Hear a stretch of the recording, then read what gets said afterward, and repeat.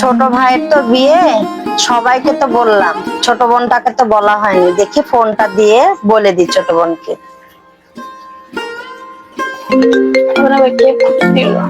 আপু, হ্যালো, আসসালামু আলাইকুম আপু।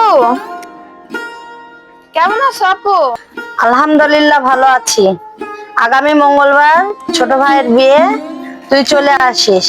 আর হ্যাঁ, একটা কথা শুনে রাখিস, তোর ফকিন্নির জামাইকে নিয়ে আসবি না। ও যদি আসে তাহলে কিন্তু আমাদের মান সম্মান থাকবে না।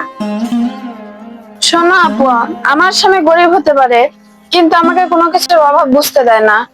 শোনো আপু, তোমার ভাইয়ের বিয়ে তুমি খাও, যেখানে আমার স্বামীর মূল্য নেই সেখানে আমি যাব না।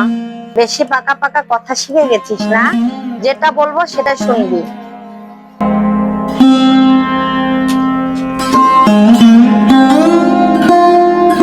কি বাবা, তুমি কখন আসছো? এই তো এখনই আসলাম। কি আছে, তোমার মনটা এত খারাপ কেন?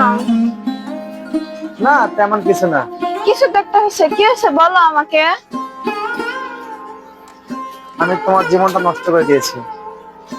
জানি না তোমাকে আমি কতটুকু সুখে রাখতে পারবো। আমি তোমার সব কথা শুনে ফেলেছি। তুমি ওসব কথা কিছু মনে করো না, তুমি আমাকে যেভাবে রাখবে আমি সেভাবেই থাকবো। এখন আসো, অত রাগ করো না, সুখে নাও।